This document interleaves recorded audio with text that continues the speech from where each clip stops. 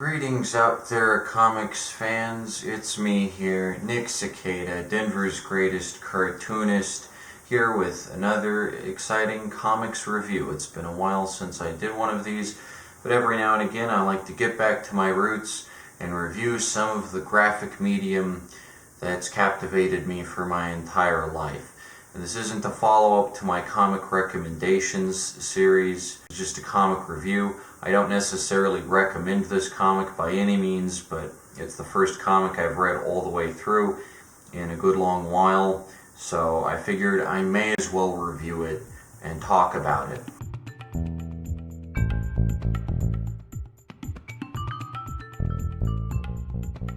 Today we're going to be reviewing The Human Target, a 12-issue series by, I believe their names are Tom King and Greg Smallwood, although many of these writers and artists who operate for DC and Marvel are relatively interchangeable. I think that's their names. I know one of the surnames is Smallwood, which is a weird surname. I don't know what the etymological origin of that would be. Anyway, The Human Target.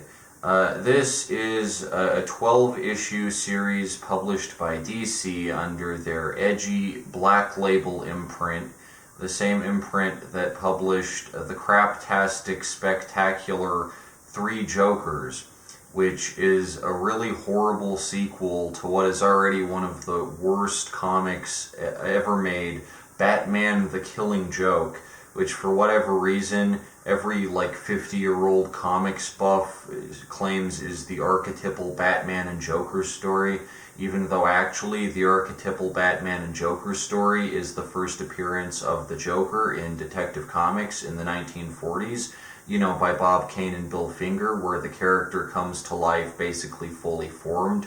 Batman the Killing Joke, how does anyone take that shit seriously?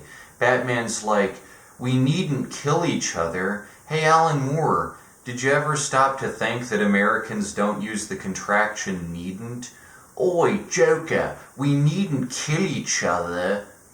Yeah, I'm supposed to take that shit seriously. So anyway, my expectations for The Human Target were somewhat tempered, given that Black Label has the gall to publish shit like Three Jokers and expect me to take it seriously. And I also just think comics don't need an edgy alternative imprint to go, wow, oh boy, this is the hardcore shit. And then everything in the mainline DC continuity is just goopy soup for kids. And it's just make a comic that's fucking good. And I hate how, especially, the British wave into comics is oh, this is when comics got mature. Oh, this is when comics became taken seriously as an art form, as literature. I consider fucking Batman and Wonder Woman and all that classic shit literature. It's good to read. It's fun. Captain Marvel's fucking literature. If you don't consider older comics good literature, and all you consider good literature, it's Watchmen. Wow, when Watchmen comes in, comics become great. And all this postmodern deconstructionist crap, then, you just hate comics. You don't like comics as an art form.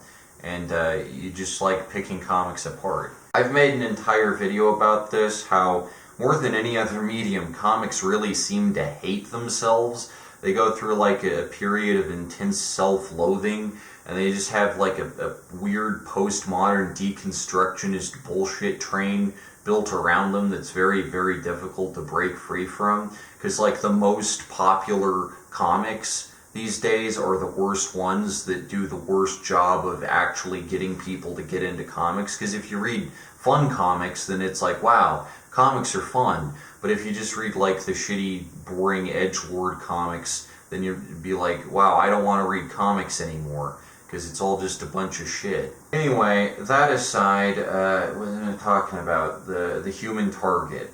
Right, so this was a very different looking comic from Three Jokers, and I saw it in the comic book shop recently, and I sat down and read the entire thing just there. No way I'm going to buy it, obviously. I have much better comics I'd rather spend my money on, but I did read through it. I did give it the time of day, so I figure it's only fair to afford the Human Target a review, for what it's worth. The Human Target takes a very different approach from something like Three Jokers, and it takes a compelling, interesting approach, not with its story, mind you, which is a shame because there's a lot of potential in it, but with its art. The Human Target has an aesthetic that I really like, that being the aesthetic of the late 1960s type action spy hero like Mr. Seven from Assignment Earth, The Man from U.N.C.L.E., or specifically, and I think this is the key inspiration for this iteration of the Human Target, Mannix. I really like this little subgenre of action-adventure type stuff. Oddly enough, I know that the late 60s were kind of defined by James Bond. I don't really give a fuck about James Bond. I know, right? Big surprise. I don't like British comics. I also don't like British stuff in general for the most part, on average, and prefer American stuff like Mannix. I think Mannix is a way cooler character than James Bond. A lot of untapped potential there. Great character. And Mannix is a fantastic fucking show. And to those of you who haven't seen it and might say, oh, this looks boring, oh, this looks dumb, it's a really, really good show with a lot of social commentary about the time it was made, really interesting, well-written plots, great characters. It's just a star-studded spectacular, and it's really exciting, too. The action's great, the dialogue's great. It's really underrated. So anyway, the Human Target, I keep wanting to call him the secret agent for whatever reason, but he's the Human Target, is a character that was created as like a generic Batman character in like Batman, and then there's like a modern incarnation, but that was like in the 70s, and so now this is like his dedicated series. This is his first chance to shine in like over half a century, and he's just, you know, a really obscure one-note type of character that would probably not get his own dedicated spotlight 12-part miniseries if like DC had an ounce of taste to it and they didn't just want to keep rehashing the same old. But in this case, because it's Black Label and we've got to exhaust every possible option, we're gonna stretch out to 12 issues to give to this character Christopher Chance, and we're going to give him an aesthetic that's somewhat approaching that of Mannix, and all the covers harken back to classic books of that era, specifically dime paperbacks, which I love. I love Pulp Fiction, not the fucking Quentin Tarantino movie. I think Quentin Tarantino is a hack, but I do love actual Pulp Fiction. And especially the covers. I think Pulp Fiction covers are wonderful. Even if the story inside is really cheap and cliche-ridden, the covers are masterful works of art.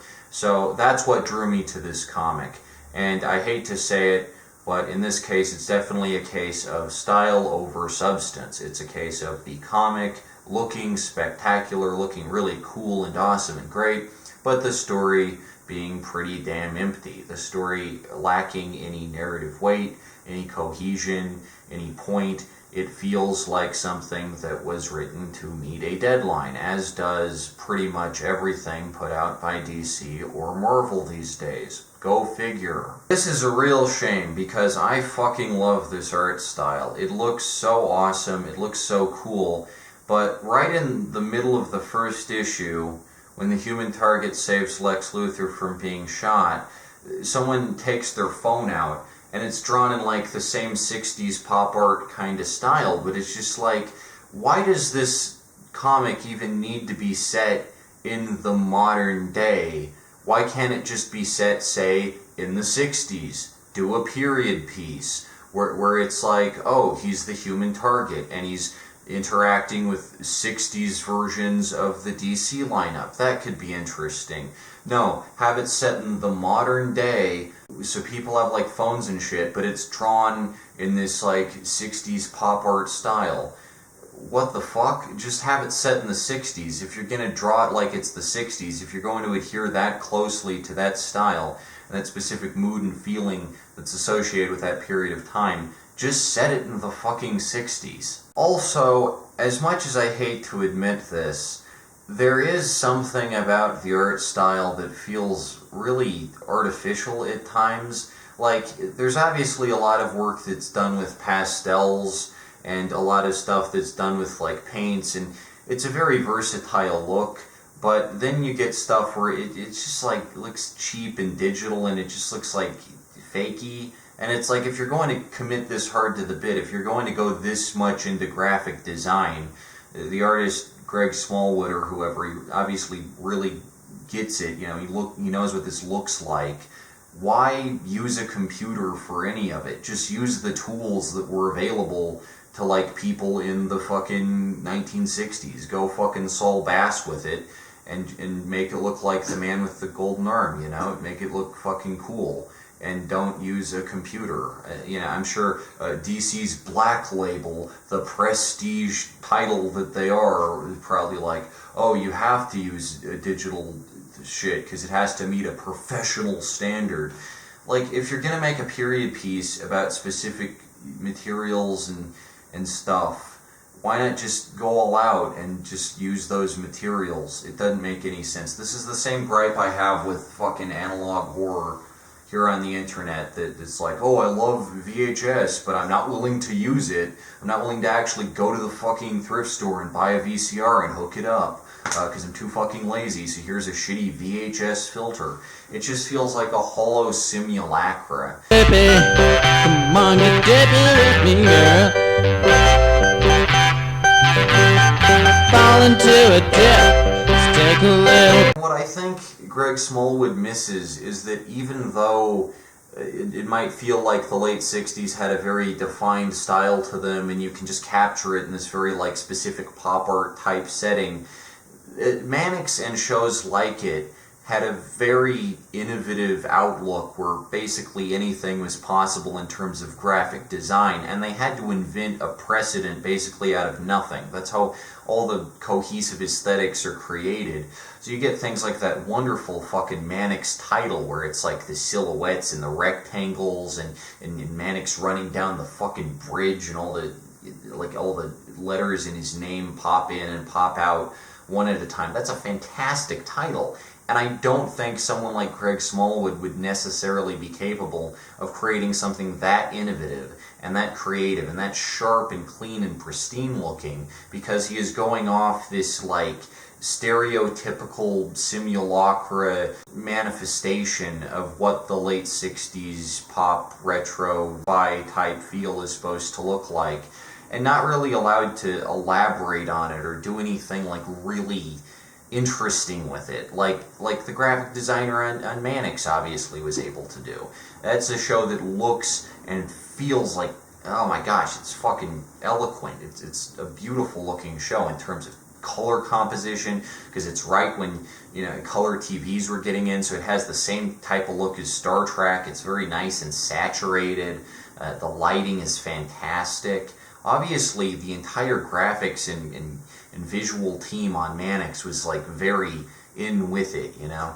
And I just feel like it's very hit or miss when someone tries to replicate a distinctive visual style from a certain era, because they tend to forget that all graphic designers from all periods of time are people, and people are creative and inventive, and you can do things beyond just, like, the most obviously homage, stereotypical type look. Like, you can look at various different graphic designers from a given era and notice interesting distinctions and differences between all of them that set them apart. So I feel like The Human Target kind of misses out on that front. It's a very pretty looking little try at updating this feel and putting it into the modern age or whatever, but it's like, you could do so much more with this if you really put your mind to it, which obviously DC Black Label, the prestige imprint, probably won't allow, because we've got to have 12 issues about this fantastic character from the 50s who hasn't been in a comic in forever, the Human Target. Boy oh boy. So I guess, having gone over the visual style and what I find sort of cloying about it, I'll go over the plot.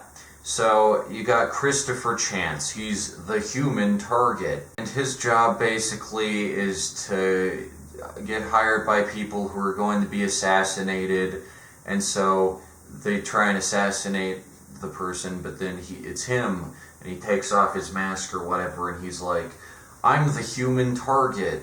I like getting shot at, and then getting paid for getting shot at, and I haven't died yet somehow. And you can see why this character doesn't have a lot of versatility or range. Anyway, I'm not even really sure why they tried to make this character like Mannix, because like Mannix has a very distinct set of character traits and like interests and personality features that are very different from this guy. Like, obviously they're trying to make him a Mannix sort of archetype, but he's very different. I mean, he's a fucking nut job, and half the comic he's like all suicidal, and he's just like, oh, I swallowed a poison that was supposed to get to Lex Luthor, but instead it's poisoning me now. And the whole comic he's just talking about how he's gonna die. Like half the comic, or the first page of every single issue, he like recaps what happened in the first issue, which gets very annoying. I really wish this shit was just like a single graphic novel instead of 12 separate issues where each issue he has to recap what happened in all the previous issues, because it's just like, okay, we get it already, and this kind of interrupts the pacing and momentum of the story you're trying to tell. So he swallows a coffee that's supposed to poison Lex Luthor, and he goes to Dr. Midnight of the Justice League International, not JLA, but JLI, the one with Guy Gardner and fucking, who else, fucking Fire and Ice and all that, you know, the dumb 90s version that nobody should even care about.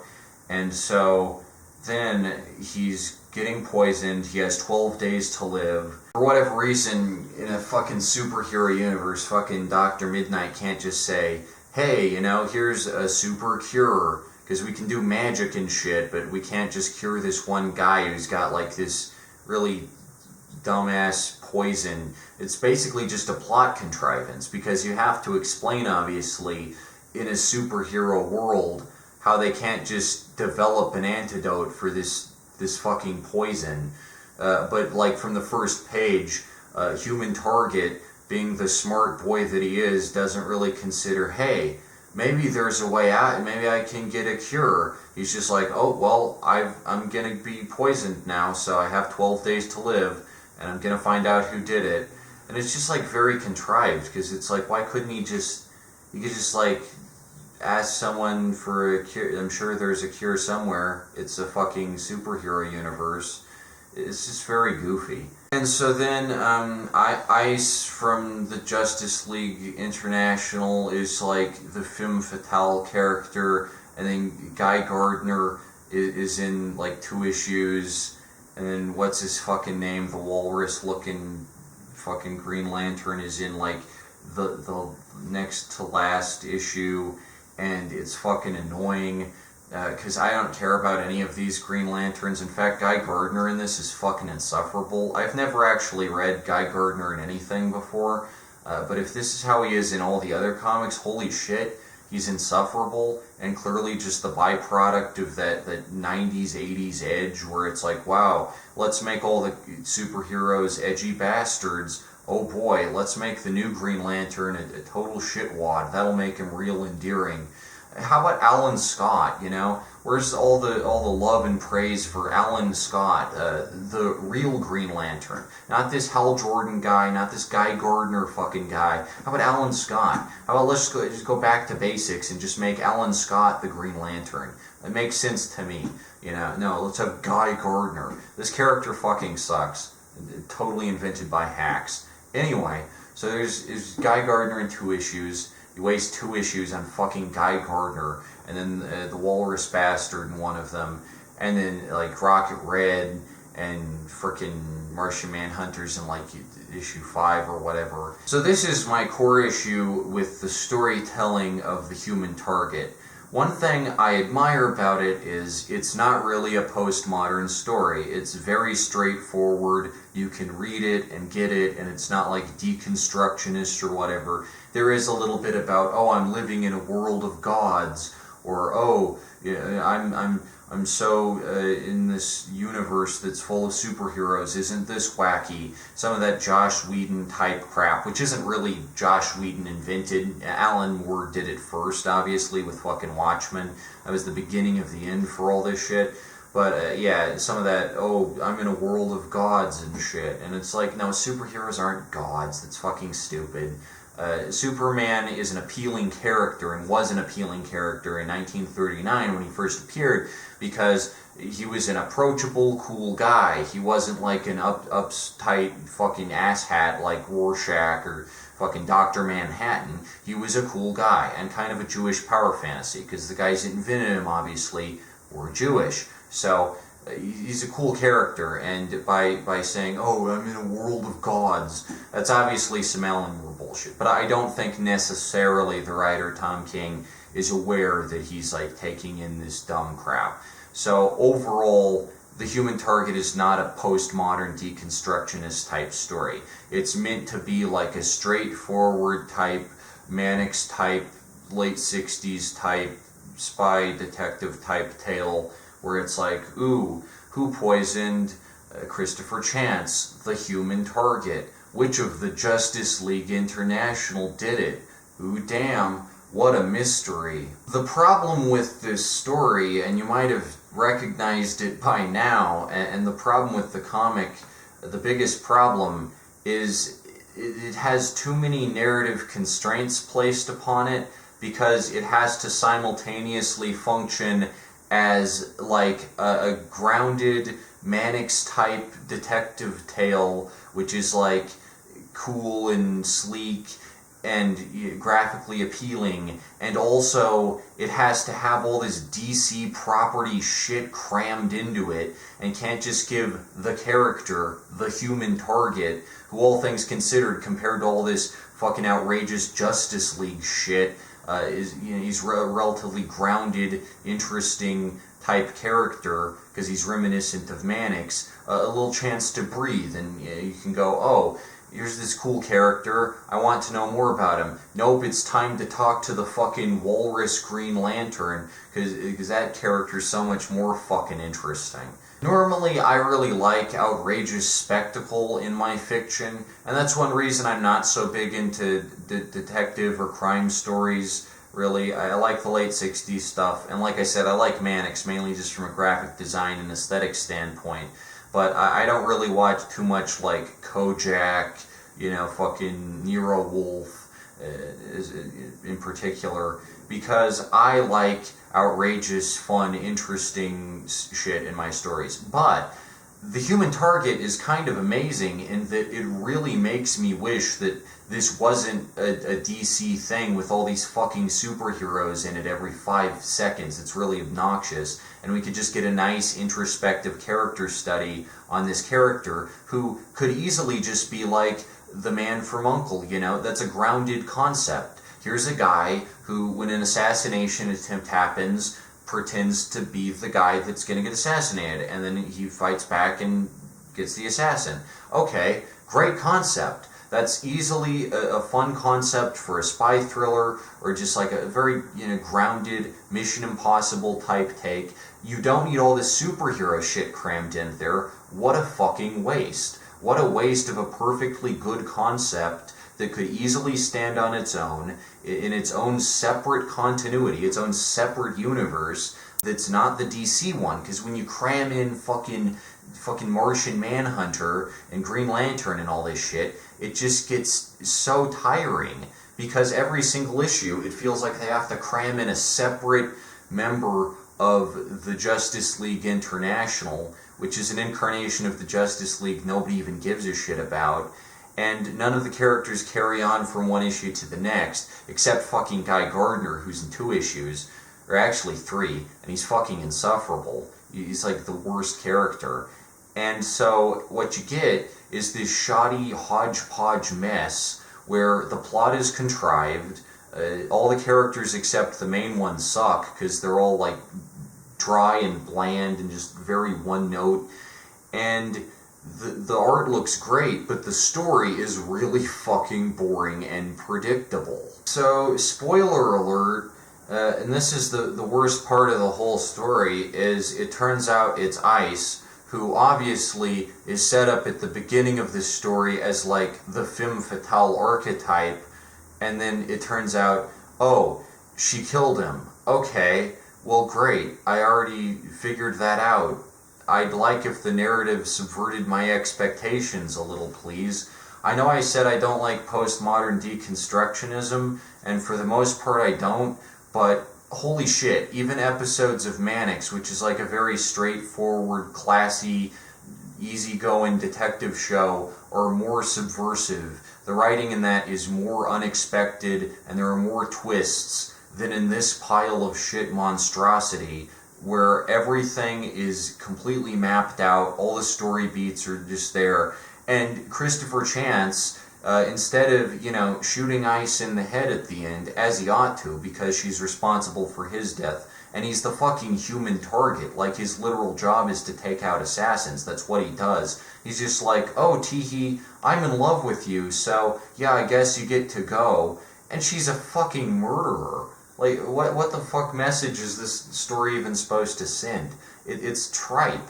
It's pithy tripe. And like I said, the narrative constraints of having this take place in a world with superheroes totally ruins the grounded, noir-type idea of the human target, who's this very grounded type character. So there's complete narrative dissonance. It's like he's talking about Ice's origin, right? We're like, oh, she says that she was raised by polar bears. And so you think, oh, that's all fake. And she doesn't even really have superpowers, because this is a grounded detective story taking place in a realistic world. But he's like, no, she just had parents and had ice superpowers, but she wasn't raised by polar bears. And so it's like, oh, well, yeah, but does it really matter if she's raised by polar bears? Like, that outrageous element isn't true of her origin? Because she can literally, like, make an entire fucking house out of ice. So, I think we're kind of splitting hairs here over how reliable she is. And it's just like the convention of the detective story, the femme fatale tells some backstory that's not true and can't be trusted, and the detective's like, oh, I see through this. But it's like, the actual story is just as fucking outrageous as the fabricated one, because this is a goofy-ass universe where all this goofy-ass shit happens, so it's a total waste of character, and the tone is wildly inconsistent. So yeah, at the end, Christopher Chance, the human target, who's the only likable character in the whole series, dies. And so Ice just gets off scot-free, keeps being a member of the Justice League International, and then frickin' human target is just like dead. And this is, again, the most predictable ending, because at the beginning of the story, he's like, oh, I'm a die, and then at the end, oh, I'm dead, which is just like so fucking boring, because you want some kind of twist where he worms his way out of it. He's the human target. You'd think that he'd actually just like find a way to outsmart his death. That's what he's done up until this point, but some fucking poison takes him out. Yeah, sure. Not a fucking atom bomb, not a fucking bullet. No, poison. Yeah, the easiest to treat thing in a world populated by fucking superheroes. Yeah, none of them can devise a chemical solution that can cure this normal guy of his fucking poison. Yeah, really setting the bar pretty low here. Again, he's in a world populated by superheroes. If he wasn't in a world populated by superheroes, I believe that there's no cure to the poison. But he's in a world populated by superheroes. The doctor's literally called fucking Dr. Midnight. You mean to tell me he doesn't have a cure for this fucking poison? What kind of doctor is he? Fucking quack. I would say the worst issue of the human target is hands down the issue where I kid you not, it's teased that Batman is going to make an appearance, but then it never happens. It's an issue with literally just the Human Target and Ice driving around in the fucking desert, and they see this guy at a truck stop that the Human Target thinks is Bruce Wayne in disguise, but then it's like, oh no, it's not Batman, it's just a guy, and he's just paranoid. And then he's not paranoid the next issue. Like, this is the problem with it being split up into 12 issues, is like, storylines are just dropped and picked up, and something he's feeling in one issue won't be there in the next. He'll be paranoid one issue, not paranoid at all the next, because he's just got to contractually meet one member of the Justice League International every issue. But I guess because of some contractual agreement or some obligation, Batman can't appear in the Human Target. No, he's too good a character. So we've got to have 3 with Guy Gardner, and 1 with the fucking Walrus Green Lantern, and 1 with fucking Rocket Red, who's a character I do not at all give a shit about. So we don't get an appearance from Batman, which would actually make sense, right? Because out of all the characters in the Justice League International or Justice League of America, Batman is the one who it would make the most sense to have a crossover with the Human Target, because Batman, at the end of the day, is a detective, and the Human Target is a detective. So it doesn't make any sense for the Human Target to cross over with fucking Walrus Man. It does make sense for him to cross over with Batman, because they're both detectives, they're both trained at espionage and assassinations and all this stuff, and when you get right down to it, Batman is a grounded character, and out of all the superheroes, he doesn't have any powers. He's just cool and stealthy, and would be an interesting fit in an intellectual game of wits and might for the Human Target. But the whole issue is just a fucking fake out, where the Human Target keeps being like, oh, Batman, oh damn, he's gonna pop up any second now, and he just doesn't. And it's just like, what am I even reading here? This is so fucking boring when you consider Batman's a detective, and it would make sense for him to appear in this fucking detective story. So that's obviously just like a total gimmick that's just like added in here, I guess, to boost sales. Wow, let's see if they'll buy that Batman will appear. Nope, no Batman, which is a real shame, because I like Batman. As much as I hate to say it, I fucking like Batman. Bill Finger, the co-creator of Batman, is from Denver, so Batman's technically a Denver character. I fucking love that. Gotham City's probably inspired a little bit by Denver, as much as people say it's New York or whatever. So that's fucking cool. Anyway, no Batman in this series, just fucking Guy Gardner. Oh boy. And then you got a really obnoxious issue with Booster Gold. The worst one's the Batman issue, though. And I would say the best issue, probably just the first one, because, like, it's the only one that really delivers any promise of, like, high potential, or you go, wow, you know, this is an interesting concept, where he stops Lex Luthor from being assassinated. Again, it's kind of ruined the instant you see the big fucking Lex Luthor logo behind him, because it's like, oh, this isn't a grounded detective story. This is yet another intellectual property stuffed superhero story masquerading as a cool late 60s detective type story, which there aren't enough of those these days, but let's stuff in all this intellectual property in here. Except Batman, but we'll put in fucking Walrus. Yeah, that's a great idea. Yeah, the first issue is the only one with, like, a semblance of promise or potential where you go, oh, he's the Human Target.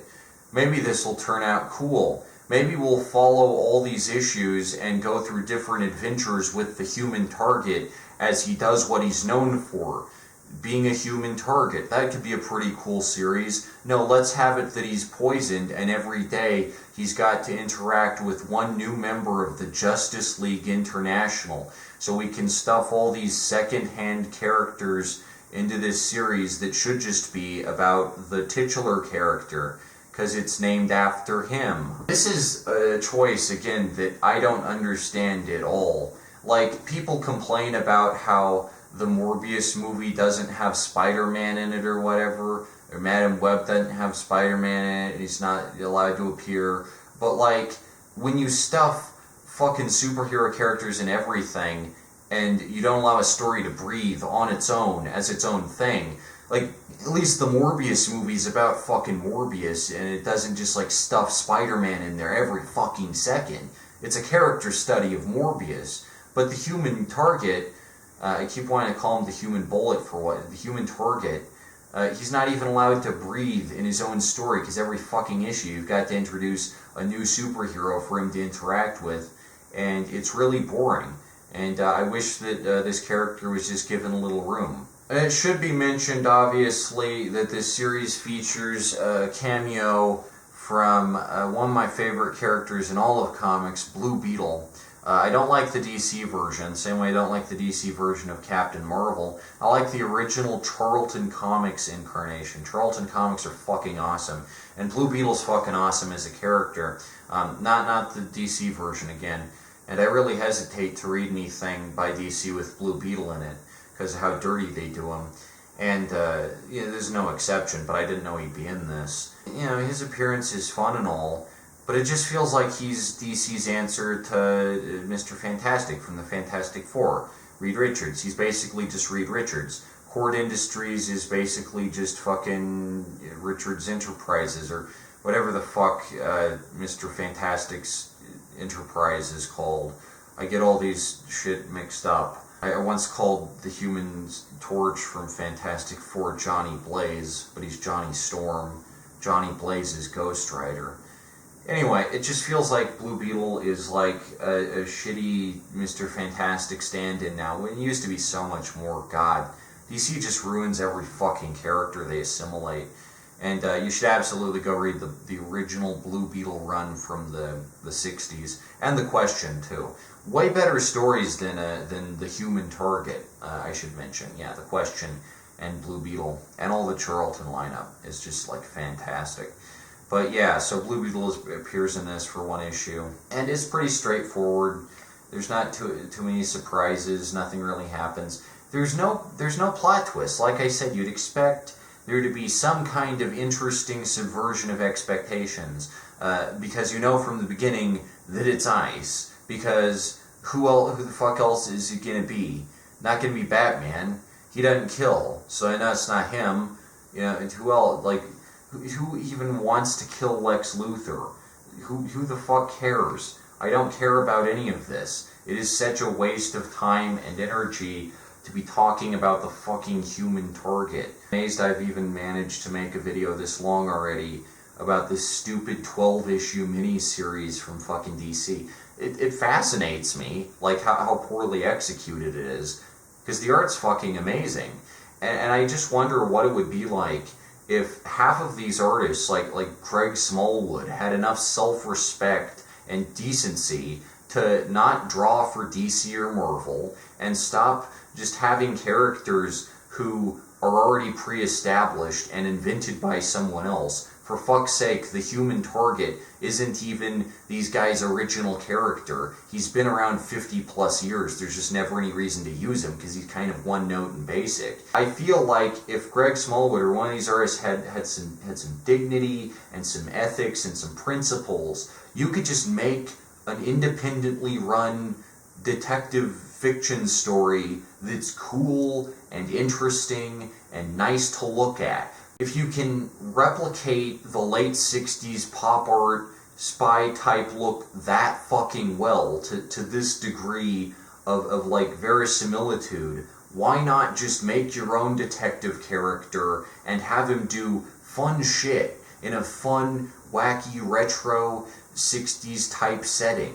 Why have it be specifically the Human Target in the fucking DC universe, and you have to stuff in another DC character every issue? What a waste of potential. It is honestly very disappointing to recognize that today's best artists, like the people with the most artistic talent, are being wasted shoving down intellectual properties that just aren't even theirs. Like, what is even the point? What are you going to do with Guy Gardner that hasn't already been done with Guy Gardner a billion fucking times? What are you going to do with Booster Gold, a one-note character whose only character trait is literally just, I'm annoying? It's like, wow, he sure is annoying. What is even the point of this? This has been done with this character since like forever. And the only character in this who even has the slightest potential of being developed or expanded upon is the human target. But the whole series is just like, Booster Gold is so funny. Walrus Man is so funny. It's asinine. It's the adoption of an aesthetic without understanding what makes that aesthetic work, and why other stuff isn't just a non-stop nostalgia-pandering, intellectual property stuffed crossover fest, because that robs something of its narrative cohesion. It robs it of a purpose and a point and a reason to exist. What are Tom King and Greg Smallwood trying to say with the human target? Is it about mortality? Is it about limited time to live? That's an interesting concept. I'd like to see a story with a character who has a limited amount of time to live, and that could be cool if he wasn't in a universe populated by characters who could easily cure his thing so he could live some more. And also he's like suicidal the whole comic, and it's just kind of lame. He just dies and then he's just gone, and it's like, what is even the point here? I also think too that maybe the series would be better if it kind of focused on the idea that he is the human target. You know, he's not superhuman, he's not invincible, he's just a normal guy, and that's kind of a cool angle to take in a superhero story. So if you have to have superheroes, use them sparingly. Just have one or two, not all of the Justice League International. Just have like fucking, say, Blue Beetle. He's the only good one from Justice League International. That's because he's not even a fucking DC character. I mean, aside from Batman, have like Blue Beetle, have like fucking, is Captain Marvel in the fucking Justice League International? I guess not this one, but it was originally. Whatever. Just have like two superheroes. And the human target spends the whole comic thinking about how frail he is in a world with superheroes in it, and like how he's a human, he's just a guy. He's not like a fucking invincible behemoth. And have that be the central conflict of the story. And don't overstuff it with shit. Just have it be like focused and relaxed and well-paced. And so you get the idea that this is a guy who's completely out of his element, because that's an interesting perspective. How does the average person respond to being in a world full of superheroes? Interesting perspective that could potentially go some interesting places. How is the human target a hero worthy of consideration in a world with so many other heroes who do so many incredible feats? How is the human target worth considering as interesting? That could be done. That could be interesting in its own right. But when you have to stuff in all of these fucking characters through some dumb contractual obligation, I can only imagine that's why every single one of them appears in their own dedicated issue. I can't imagine that's for creative reasons, because if it is, then Tom King, the writer, legitimately is just a hack with no idea of how to pace a competent story out.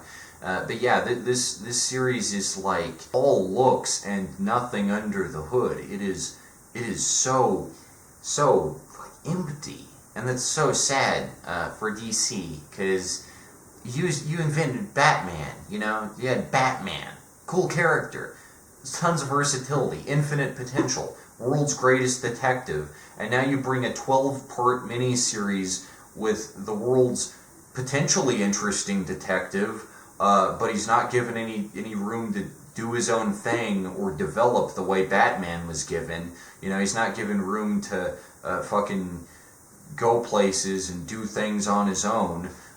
He's just gonna die. He's just gonna fucking die. He's the human target. Okay, what's the point? I get why people like James Bond, because he's in the death trap, right? Sharks are circling him and whatever, and fucking, what's the guy's name? Ernst Blofeld. I haven't watched any of the movies. Or Dr. No, or whoever, pulling the lever, haha, Mr. Bond, you're gonna die now. Bond is like, oh no, I've got to escape this trap, blimey, governor. And so he escapes the trap, and it's like, wow, you know, here's an exciting obstacle that our hero can overcome and live, you know, die another day, as it were. Nope, here's the human target. He just dies. He just gets like one bad cup of coffee, and he's just like, yep, I'm a die now, bye-bye.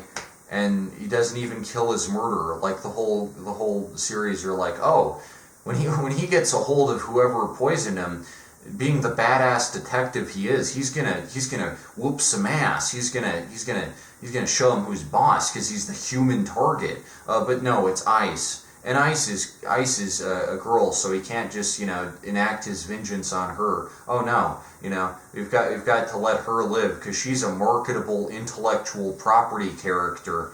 She can't die. She's got to be part of the Justice League International, the superhero team that nobody's even cared about for like 20 fucking years. And it's like the comic obviously tries not to be sexist and indulge in, like, you know, the James Bond, you know, misogyny, where it's like, oh, he's total ladies man.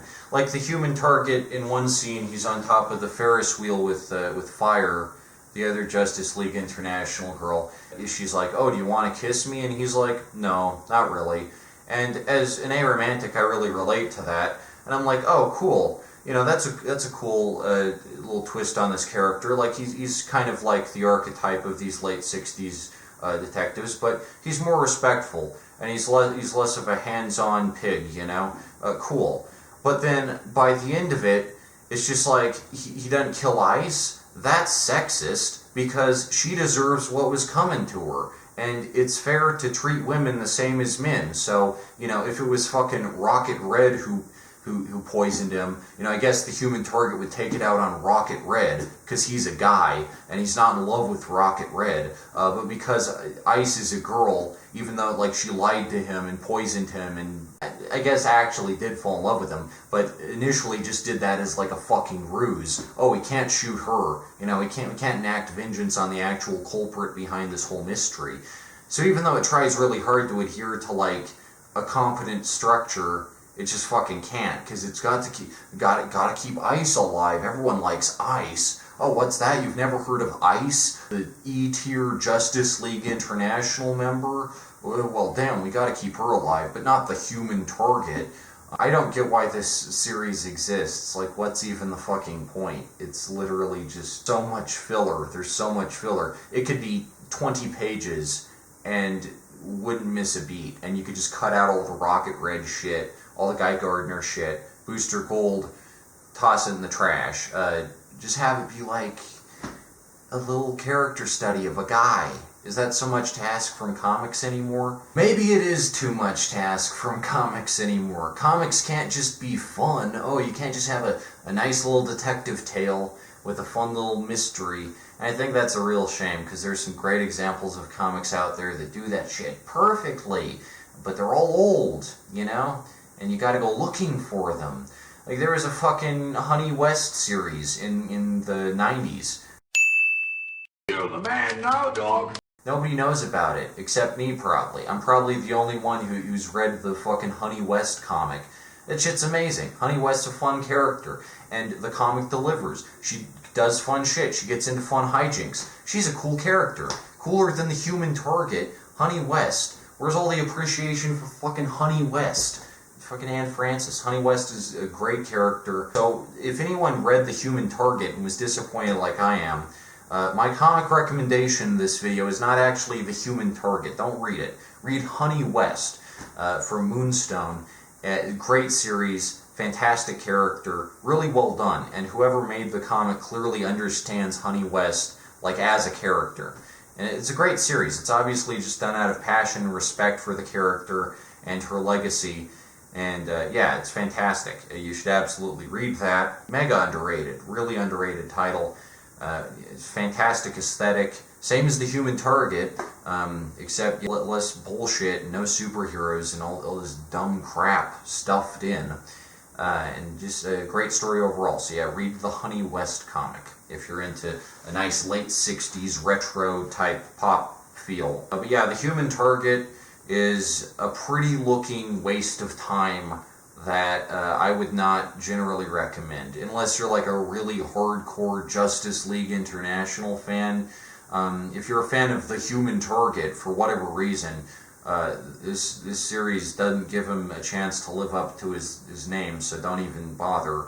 I don't know if there are any fucking Human Target fans out there. I guess that's it. I guess that's all I really have to say. It's an aesthetic cash grab that just tries to look like Mannix without understanding what makes like Mannix or Honey West or any of these type shows good in the first place. So yeah, very disappointing. A very disappointing title that is a total fucking waste of time.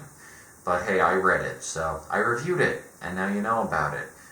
Anyway, that's all for Comic Review. I've been Nick Cicada, your humble cartoonist, reporting here from the hallway. Sayonara, suckers.